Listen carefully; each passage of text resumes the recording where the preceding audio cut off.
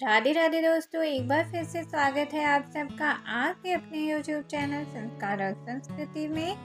दोस्तों, जैसा कि आप सब जानते हैं कि हिंदू धर्म में पितृपक्ष प्रारंभ होने वाले हैं और हम सब अपने अपने पितरों की पूजा करेंगे, आराधना करेंगे और उनसे आशीर्वाद प्राप्त करेंगे।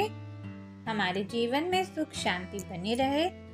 तो दोस्तों, आज मैं आपको बताऊंगी वो कौन कौन सी 3 चीज़ें हैं, 3 वृक्ष हो और 3 पक्षी कौन से हैं और 3 जलचर कौन से हैं जो हमारे पितरों के समान पूजनीय हैं। दोस्तों, जैसा कि आप सब जानते हैं, धर्मशास्त्र के अनुसार पितरों का पितृलोक चंद्रमा के ऊर्ध्वभाग में माना गया है और दूसरी ओर अग्निहोत्र कर्म से आकाश मंडल के समस्त पक्षी भी तृप्त होते हैं।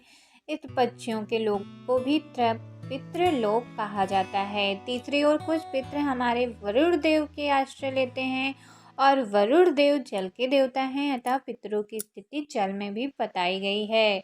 तो आइए जानते हैं कौन कौन से हैं वो 3 वृक्ष। तो पहला वृक्ष है पीपल का वृक्ष बहुत ही पवित्र माना जाता है। एक और इसमें जहाँ विष्णु का निवास होता है, वहीं यह वृक्ष पितृदेव के समान भी माना गया है। पितृपक्ष में इसकी उपासना करना या इसे लगाना विशेष रूप से शुभ माना जाता है। और दूसरा वृक्ष है बरगद के वृक्ष में साक्षात शिव निवास करते हैं। अगर ऐसा लगता है कि पितरों की मुक्ति नहीं हुई है तो बरगद के नीचे बैठकर शिव जी का पूजा करनी चाहिए। तीसरा वृक्ष है बेल का। यदि पितृपक्ष में शिव जी को अत्यंत प्रिय बेल का वृक्ष लगाया जाए तो अतृप्त आत्मा को शांति मिलती है और अमावस्या के दिन शिव जी को बेल पत्र और गंगा जल अर्पित करने से भी सभी पितरों को मुक्ति मिलती है। इसके अलावा अशोक, तुलसी और समी और केले के वृक्ष की भी पूजा करनी चाहिए। और आइए जानते हैं आगे 3 पक्षी कौन कौन से हैं जो हमारे पितरों के समान पूजनीय माने गए हैं।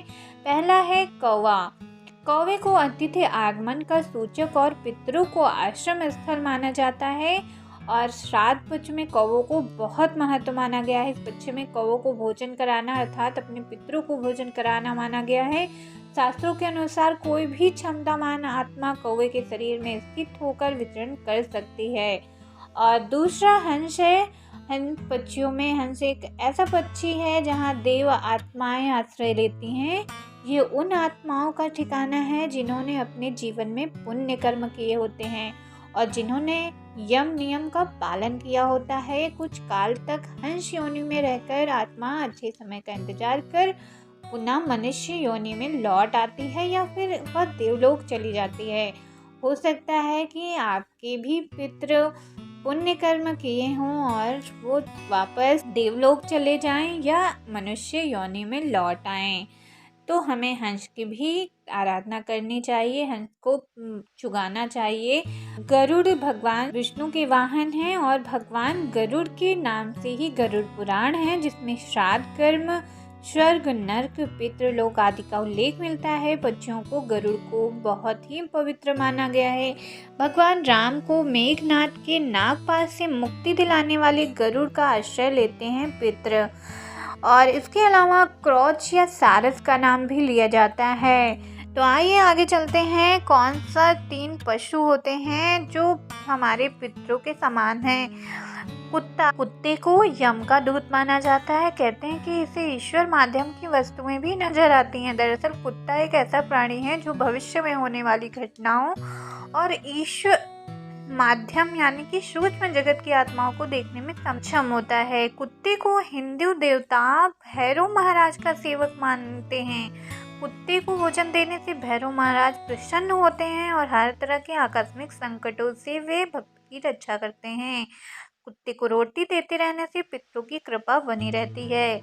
दूसरा है गाय। जिस तरह गाय में सभी देवी देवताओं का निवास होता है, दरअसल मान्यता के अनुसार 84 लाख योनियों का सफर करके आत्मा अंतिम रूप योनि में गाय बनती है और गाय लाखों योनियों का वह पड़ाव है जहां आत्मा विश्राम करके आगे की यात्रा शुरू करती है। और दूसरा है हाथी। हाथी को हिंदू धर्म में भगवान गणेश का साक्षात रूप माना गया है। यह इंद्र का वाहन भी है। हाथी को पूर्वजों का प्रतीक भी माना गया है। जिस दिन किसी हाथी की मृत्यु हो जाती है उस दिन उसका कोई साथी भोजन नहीं करता है। हाथियों को अपने पूर्वजों की स्मृतियां रहती हैं। अश्विनी मास की पूर्णिमा के दिन गज पूजा विधि व्रत रखा जाता है। सुख समृद्धि की इच्छा रखने वाले उस दिन हाथी की पूजा करते हैं। इसके अलावा वराह, बैल और चींटियों का सकता है। जो चींटी को आटा देते हैं और छोटी छोटी चींटियों को चावल देते हैं वे बैकुंठ लोक में जाते हैं। और आगे चलते हैं, वो जलचर हैं जो पितरों के समान है। पहला है मछली। भगवान विष्णु ने एक बार मत्स्य अवतार लेकर मनुष्य जाति के अस्तित्व को जल प्रलय से बचाया था। और जब श्राद्ध पक्ष में चावल के लड्डू बनाए जाते हैं तो उन्हें जल में विसर्जित कर दिया जाता है। कछुआ भगवान विष्णु की कच्छप अवतार लेकर ही देव और असुरों के लिए मंदराचल पर्वत को अपनी पीठ पर स्थापित किया था। हिंदू धर्म में कछुआ बहुत ही पवित्र उभयचर जंतु है जो जल की सभी गतिविधियों को जानता है। तीसरा, नाग। भारतीय संस्कृति में नाग की पूजा इसलिए की जाती है क्योंकि यह एक रहस्यमय जंतु है। यह भी पितरों का प्रतीक माना जाता है। इसके अलावा मगरमच्छ को भी पितरों का ही अवतार मानते हैं। तो दोस्तों, आपको हमारी ये जानकारी कैसी लगी कमेंट बॉक्स में हमें ज़रूर बताएं। अगर पसंद आई हो तो अपने दोस्तों में शेयर करना बिल्कुल ना भूलें। तब तक के लिए नमस्कार।